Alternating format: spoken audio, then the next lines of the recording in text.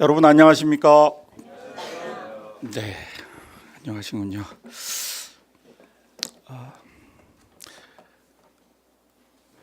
제가 오늘 말씀을 맡으면서 사실은 걱정을 많이 했습니다. 목사님이 이렇게 나와 계실 줄은 몰랐습니다. 목사님 없을 때 해야 되는데 목사님 안 계실 때 하면 좀 긴장이 들대는데, 네. 그동안은 항상 제가 그 유명한 땜빵 목사 아니겠습니까? 목사님 안 계실 때 특별한 그 순간에 제가 항상 그러면은 이제 조금 못해도 기억이 안 나시니까 그냥 넘어갔었는데, 존경하는 목사님을 앞에 두고 미치겠습니다. 네.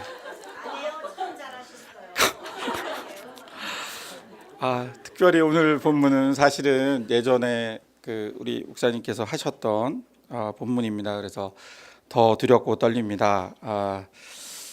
전에도 그런 말씀을 제가 드렸지만 진수성찬 맛있는 음식 드시다가 가끔은 수제비도 생각나고 보리밥도 생각나고 하지 않겠습니까? 네, 1년에 한 번쯤 드시면 괜찮습니다. 네. 저도 이제 목사님 연세쯤 되면 그 정도 되지 않을까요? 감사합니다. 어떻게든 네, 어떻게든 한번 웃기고 시작하려고 했는데 잘 안 됩니다.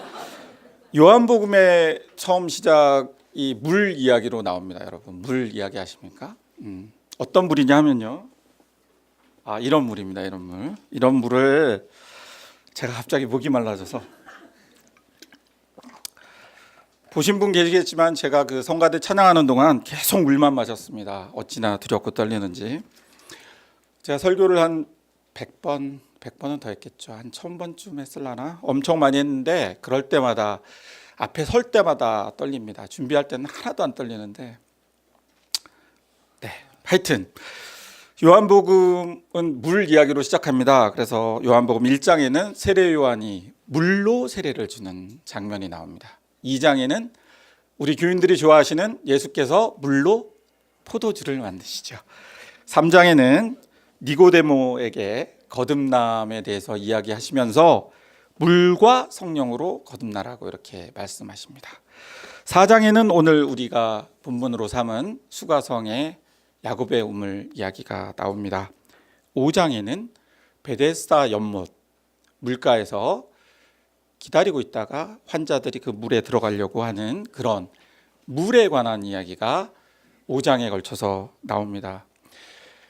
어떻게든 뭔가 연관성을 찾아보려고 제가 좀 억지지만 끼워 맞춰 봤습니다. 이런 해석이 아무 의미 없다는 거 여러분 잘 알고 계실 겁니다. 제가 왜 이 이야기를 꺼냈냐면, 요한복음의 1장부터 5장까지 물 이야기가 나온다는 게 중요한 게 아니라 물이 우리 인생에 있어서 중요하다 이야기를 하려고 그 이야기를 꺼냈습니다. 그러면서 제가 항상 하는 얘기, 여러분 444의 법칙 아십니까? 444. 네, 4분 동안 숨 안 쉬면 죽고, 네, 4일 동안 물 안 마시면 죽고, 40일 동안 금식하면 죽는다. 뭐 이런 얘기 아시나요? 네, 기억력이 좋으신 분은 저 목사님 또 뻥치신다. 저번 설교 때는 333이라고 그래놓고 네, 저번 설교에는 제가 333이라고 했습니다.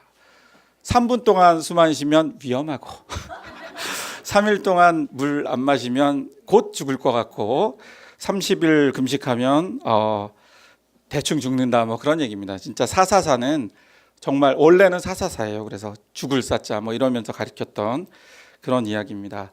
크게 웃어주셔야 되는데, 네, 하여튼 네, 감사합니다. 지난주에 그 처음 듣는 용어를 제가 하나 들었습니다. 그게 뭐냐면 소위 가을 장마라는 이야기를 들었습니다. 갑자기 비가 많이 오면서 때 아닌 물난리가 났습니다. 태풍이 온다고 잔뜩 긴장을 했었는데 그 태풍은 그냥 대충 넘어가더니 뜬금없이 가을 장마로 인한 피해가 우리 가운데 왔습니다. 이 우리 인생에 귀중한 이 물이 때때로 잘못 사용되면 홍수가 되어서 우리에게 큰 피해를 주기도 하고, 그 부드러운 물, 우리가 이렇게 세수를 할 수 있는 그 부드러운 물을 물대포로 사용하면 누군가 그 물대포에 맞아서 피해를 입으신 분이 있을 수 있습니다. 개인적인 말씀을 드리면 저는 모토로라 스타텍이라는 제가 아끼던 핸드폰을 산지 3달 만에 깨먹었습니다. 이 손해 청구는 어디다 해야 되는지 모르겠습니다. 스타텍인데 억지로 샀었는데. 어찌되었든 물은 잘 써야 합니다. 잘 쓰여진 물은 오늘 본문 이후에 나오는 말씀에 의하면 더 이상 목마르지 않는 생명수로 우리의 인생에 다가올 것입니다. 예수께서 주시는 영원히 목마르지 않는 생명수로 우리 곁에 올 것입니다. 인생에는 많은 만남들이 있습니다. 우리가 태어나면서 부모님을 처음 보고 산부인과 의사를 먼저 보나요? 어찌되었든 부모님을 먼저 만나고 친구들을 만나고, 네. 유머 코드가 저랑 맞으시는군요. 친구들을 만나고, 그리고 선생님을 만나게 됩니다. 나이가 들면서 꼭 그런 건 아니지만 배우자를 만나기도 하고, 동네에서는 이웃들을 만나고, 직장에서는 직장 동료, 그리고 아무리 좋은 분이라도 없는 것만 못하다는 상사를 만나게 되고, 직업에 따라서는 정치하는 사람은 정당, 어느 정당에 들어갈 것이냐, 사실 솔직히 별 차이 없지 않습니까? 정당을 만나기도 하고, 장사하는 사람들은 좋은 목 있는 가게 자리를 만나기도 하고, 고객들을 만나기도 합니다. 우리 교회 교우들처럼 서로 신앙으로 의지하는 분들을 만나기도 합니다. 네, 이럴 때 아멘 크게 하시는, 다른 교회에서는 굉장히 크게 하시는데, 서로 신앙으로 의지하시죠? 네, 감사합니다. 오늘 결론부터 말하자면, 오늘 수가성의 여인은 자신의 일생에서 가장 중요한 만남을 오늘 만납니다. 그리고는 이전과 완전히 결별하고 그의 인생을 이전과 단절하고 소위 사마리아 선교의 최초의 선교사가 됩니다. 사마리아는 아무도 선교하지 않았는데 이 여인이 예수 그리스도를 메시아라고 전파하기 시작합니다. 오늘 예수가 만난 수가성 여인은 어떤 사람입니까? 첫 번째 사마리아 사람이고 두 번째는 여인입니다. 남편이 전에 5명이나 있었고 지금 남편이 또 있다고 합니다. 대충 따져보니 6명이고 잘못 센 사람 있으면 7명, 8명 될 수도 있을 것 같습니다. 논쟁의 여지가 있긴 하지만 이 여인의 남편이 많다는 것을 보통 전통적인 해석으로는 이 여인의 문란한 생활에 초점을 맞춥니다. 그런데 사실 꼭 그런 것 같지는 않습니다. 제가 보기에는 아마 이 여인이 문란해서가 아니라, 성적으로 문란해서가 아니라 아마도 여인 혼자로는 살 수 없는 이 당시의 환경에 이 여인의 처절한 생존을 나타내는 표지라고, 그의 남편이 많았다는 것이 그런 표지라고 생각합니다. 아마 여인이 남편을 버리고 다른 남자에게 시집가기는 어려운 사회였기 때문에 아마도 이 여인은 5명의 남편으로부터 버려졌을 확률이 굉장히 높습니다. 그는 먹고 살기 위해서 또 다른 남편을 찾아갈 수밖에 없었을 것입니다. 성적 문란보다는 오히려 이 여성의 사회적인, 정치적인 그리고 경제적인 계급과 위치를 나타내는 것이라고 저는 생각합니다. 오늘 본문에 예수께서는 정오쯤, 해가 쨍쨍 떠 있는 정오쯤 우물가에 앉아 계십니다. 이 여인은 아무도 물을 기르러 오지 않는 그 정오에 물을 기르러 옵니다. 역시 이 장면도 이 여인이 도덕적으로 부끄러웠기 때문에 사람들이 오지 않은 그 시간에 왔다라고 하지만, 그것 때문이었는지 이 여인이 새벽까지 어디서 놀다가 게으름이 많아서 늦게 일어나서 요즘식으로 하면 브런치를 먹고 물을 기르러 왔는지 그건 모르겠습니다. 솔직히 말씀드리면 별다른 의미가 없을 수도 있겠습니다. 꼭 도덕적인 부끄러움 때문은 아닐 수도 있겠다, 그런 생각을 합니다. 어찌되었든 그 부분은 중요하지 않으니 넘어가겠습니다. 예수께서는 그 여인을 만나고 물을 달라 하십니다. 마치 우리 이웃 작은 한 소자처럼 우리에게 한 모금의 물을 청합니다. 그 청함을 받은 이 여인의 반응은 이런 것이었습니다. 당신은 유대인 남자인데 왜 사마리아인 여인인 나에게 물을 달라 하십니까? 이런 사회적인 편견과 억압의 구조 속에 있는 당사자인 여인조차도 이 상황을 너무나 당연하게 받아들이고 그 억압의 구조에 유대인 남자에게 같은 말을 너무나 당연하게 받아들이는 그 말을 합니다. 사마리아인의 의미는 여러분 잘 아시겠지만 이들은 혼혈이었고 종교적으로는 혼합주의자였습니다. 그래서 유대인으로부터 저것들은 우리랑 같은 민족이라고 일컬을 수 없어. 저것들은 우리와 다른 것들이야 라고 치부되었습니다. 그 중에서 또 여인이라고 하면 어떤 사람입니까? 네, 이럴 때 PPT 1번이 떠줘야 됩니다. 누르면 됩니까? 네, 틀렸습니다. 하나가 날라갔습니다. 네. 제가 가끔 성경도 읽는다고 말씀드렸죠.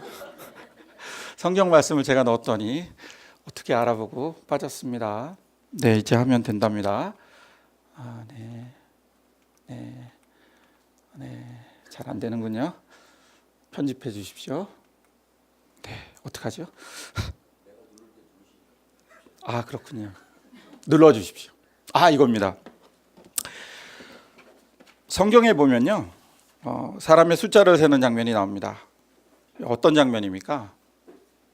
뭐 먹는 장면입니다. 그래서 숫자를 세는데 마가복음 6장 44절에 보면 우리 흔히 아는 오병이어 그 장면이고요. 떡을 먹은 남자는 5,000명이었더라. 네, 예배드리러 남자만 왔나 봅니다. 남자 숫자만 셉니다. 마태복음 14장 21절에 보면 먹은 사람은 여자와 어린이 외에 5,000명이나 되었더라. 여자와 어린이는 일단 제외합니다. 네, 이것들은 인간도 아닌 겁니다. 누가복음 9장 14절에 보면 이는 남자가 5,000명쯤 됨이더라. 이렇게 돼 있습니다. 예, 역시 여자와 아이는 노인은 셌는지 모르겠습니다. 여자와 아이는 세지 않습니다. 정확히 말하자면 이들은 인간이 아닌 겁니다. 인간이 아니문이다. 딱 이거였습니다. 우리 성경이 이렇게 지독한 것이었냐라고 질문을 하시면 저는 변명하겠습니다. 이때는 노동력과 전투력 위주로 인구를 세웠기 때문에 어쩔 수 없이 싸움을 잘 못하는 어린이와 여인은 노동력과 전투력에서 좀 빼느라고 이렇게 했다. 그 말씀을 드리려고 합니다. 어찌되었든 사마리아 사람도 문제인데 그중에 여인은 더 별 볼 일이 없었다. 이 말씀을 드립니다. 그 여인은 사람도 아니었다. 이런 이야기를 드립니다. 제가 신촌에 있는 어느 가게에 갔더니 이런 문구가 커다랗게 붙어 있습니다. 사람이 온다는 것은 그 사람의 과거와 현재와 미래가 오는 것이다. 그래서 굉장히 중요하다. 이런 가게 손님들 저희에게는 왕입니다. 이런 뜻으로 써놨습니다. 그렇죠. 사람이라는 것은 그 사람의 과거와 현재와 미래가 함께 오는 거 아니겠습니까? 예수께서는 그래서 그 여인의 과거와 현재와 미래를 알고 계셨고 그 과거를 정확하게 찝어내십니다. 아까 본문에도 보면 나에 대해서 다 맞춘 분이 오셨다 이렇게 이야기하지 않습니까? 너의 남편이 5이나 있었고 지금 남편도 다른 사람이다 이렇게 말씀하시죠. 그런데 예수께서는 그의 과거를 다 아시는 그런 분께서 그 여인에게 물을 달라고 하시면서 그 여인과 공감하고 소통하십니다. 원래 더러운 사마리아는 지나가서도 안 되고 그들과 말을 섞어서도 안 되고 눈을 마주쳐서도 안 되는데 그 옆에 가셔서 일부러 그에게 말을 거십니다. 그리고 공감하십니다. 이 지점이 바로 아무것도 아니었던 이 여인이 사마리아 선교의 최초 선교사가 되는, 그리하여 성경에 기록되는 아주 중요한 만남의 순간입니다. 이 그림이 무엇인지 모르시죠? 네, 맨 왼쪽에 서 계신 분은 O.R. 에비슨이라는 의사 선생님이시자 세브란스 병원을 2대 교장으로 열심히 일하셨던 분이고, 가운데 서 계신 분은 박성춘이라는 백정이었습니다. 그리고 어린아이는 박봉출입니다. 그의 아들 박봉출입니다. 이 그림은 에비슨 선생님이 그 당시에 고종황제의 어의였습니다. 그 어의가 길을 가고 있는데 박봉출이라는 어린아이가 뛰어와서 제발 우리 아버지를 살려주십시오. 그래서 가봤더니 백정이라는 거예요. 그래서 백정을 살려주셨는데 가장 최고의 의사인 어의가 인간도 아닌 백정에게 오는 일은 그 당시로는 없었다는 것이죠. 그래서 그가 병이 낫고 나서 이렇게 찾아오는 분은 없었다. 이분은 사람이 아니다, 신이다, 이렇게 생각하셨답니다. 그래서 어떻게 저에게 오셨습니까 했더니 제가 믿는 하나님이 그렇게 하라 하셨습니다 해서, 그렇다고 하면 우리 같은 백정도 사람답게 살 수 있는 그 종교를 제가 믿겠습니다 하고 자신의 아들을 데리고 와서 병원에서 일하는 조수로라도 써주십시오 하고 지금 소개하는 장면입니다.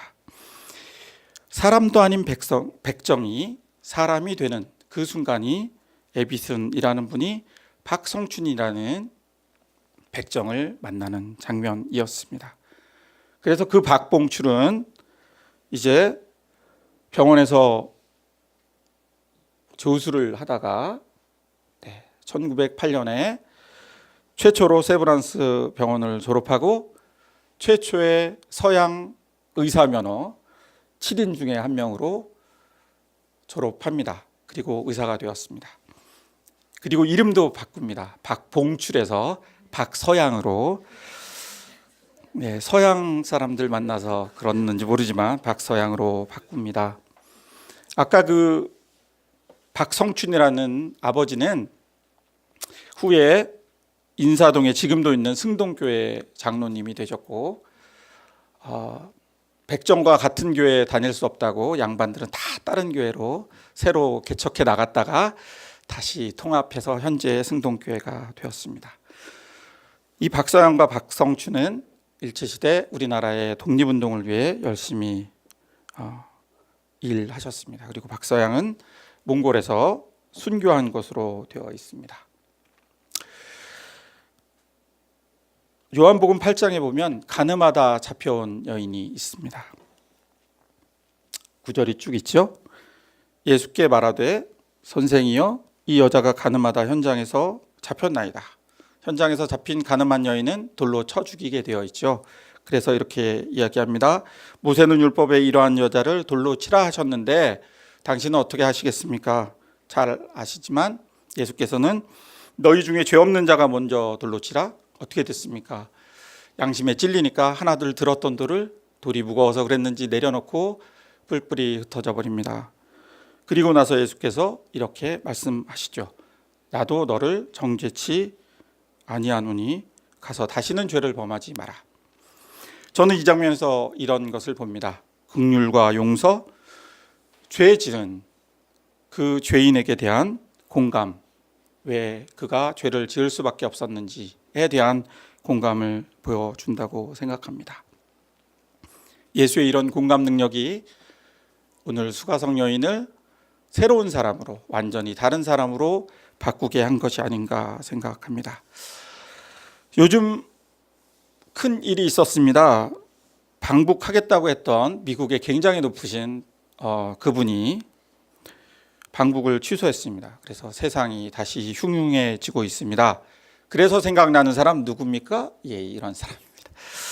넬슨 만델라라는 사람입니다. 여러분 혹시 기억하시는지 모르겠습니다. 제가 이 자리에서 오래전에 우분투라는 설교를 한번 했었는데, 그때 우분투라고 했더니 어떤 분 김기용 님이 우리 분노하고 투쟁하자 뭐 그런 뜻입니까?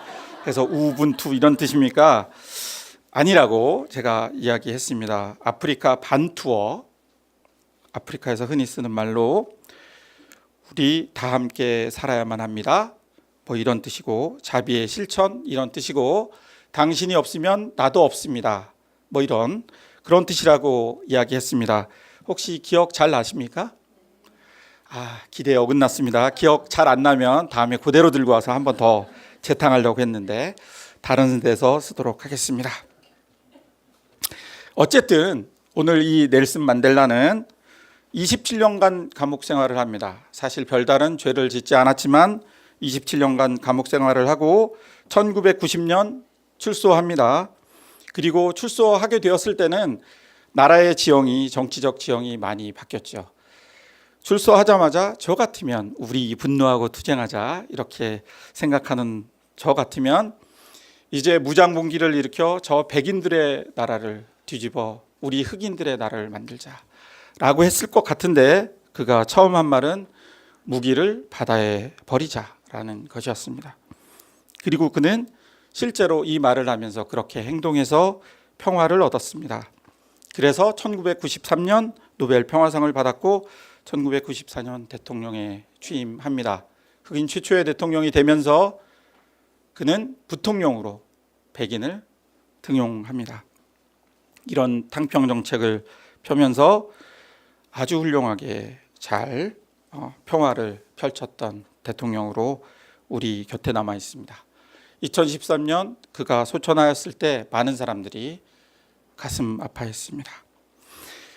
그는 비록 지금 이 땅에 우리와 같이 살지는 않지만 그가 이야기했던 우분투 정신은 아직도 우리에게 감동을 주고 공감과 소통의 위대한 사람으로 지금도 기억되고 있습니다. 자, 이쯤 되면 슬슬 졸리시죠? 졸리셔야 되는데. 네, 졸린다고 해주십시오.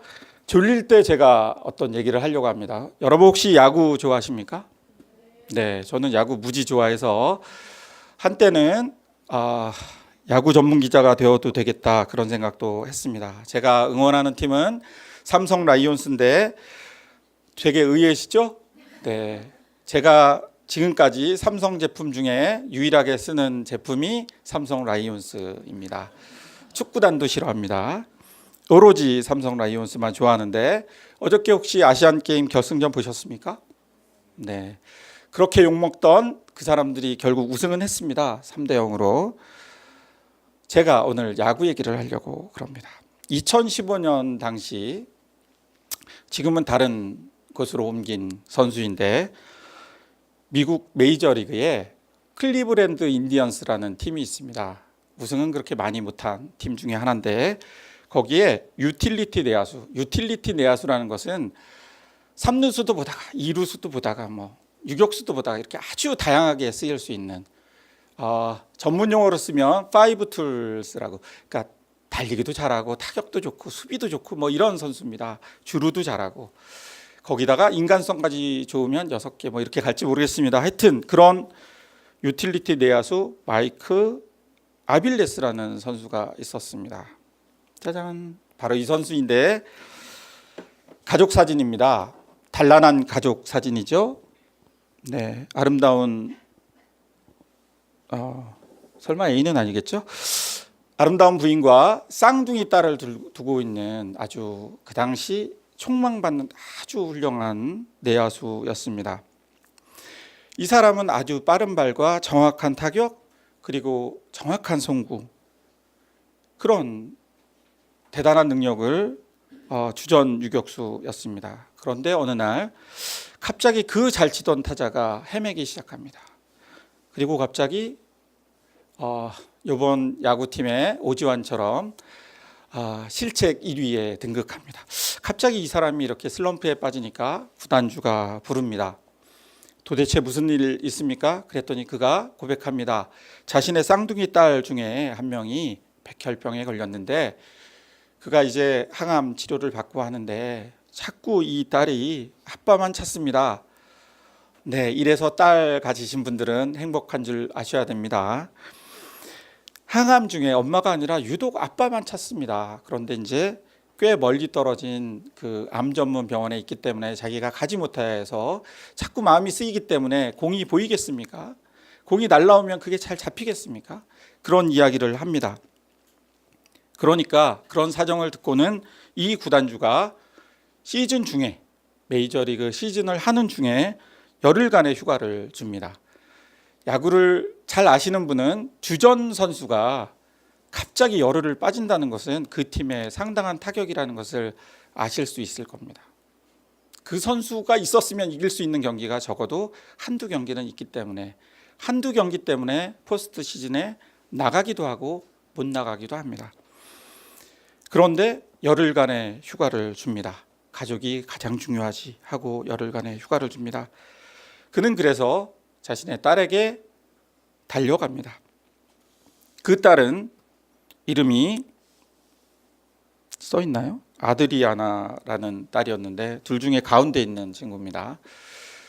그 친구는 자기가 항암을 하면 머리가 많이 빠져서 자기 쌍둥이보다 더 못생겨질 것 같아서 굉장히 걱정을 했습니다. 그래서 이 아빠는 딸에게 가면서 머리를 빡빡 깎고 갑니다. 아빠의 삭발한 모습을 보면서 아드리아나는 웃게 됩니다. 왜냐하면 저 사진에는 나와 있지 않지만 원래는 장발이었습니다. 메이저리그 선수들은 굉장히 이렇게 개성을 중시해서 수염 이렇게 털보돼서 야구하는 거 혹시 보셨는지 모르겠습니다. 그런 사람 중에 하나였습니다. 그런데 삭발한 아빠의 모습을 보면서 아드리아나는 웃게 되었고 재밌다고, 그런 재밌는 모습이 된다고 하면 나도 뭐 괜찮다라고 자신의 걱정을 덜어냅니다. 원래 장발이었다가 머리를 깎고 나니 머리 감는 시간도 줄어들고 참 좋다라고 생각했던 아빌레스 이 친구는 휴가를 마치고 열흘간의 꿈 같은 딸과의 휴가를 마치고 시즌 복귀합니다. 그리고 나서는 깜짝 놀라게 됩니다. 왜냐하면 보시는 사진처럼 팀의 다른 선수들도 하나둘 삭발에 동참했기 때문입니다. 우리 팀의 아빌레스, 그가 그 딸을 위해서 머리를 깎았는데 내가 그까지 머리 못 깎겠어 하고 머리를 깎아 주었습니다. 하나 둘. 처음에 동시에 깎은 것은 아니고요. 우리처럼 이렇게 의자 놓고 15명 앉아서 삭발식 거양하고 그런 건 아니었습니다. 하나 둘 했습니다. 개성을 중시하는 미국 문화의 상징 중의 상징인 메이저리그에선 찾아보기 힘든 일이었습니다. 심지어는 선수들뿐만 아니라 그 나이 드신 코치와 감독까지 그리고 구단주까지 머리를 깎았습니다. 그리고는 이 팀을 응원하는 서포터즈들까지, 네, 군대 같죠? 네, 무슨 하사관과 장교들만 모여서 머리를 깎은 것 같습니다. 그렇게 삭발을 합니다. 그 아드리아나에 대한 공감의 기운이 영향을 미쳤는지 아빌레스의 딸 아드리아나는 항암을 무사히 이겨냅니다.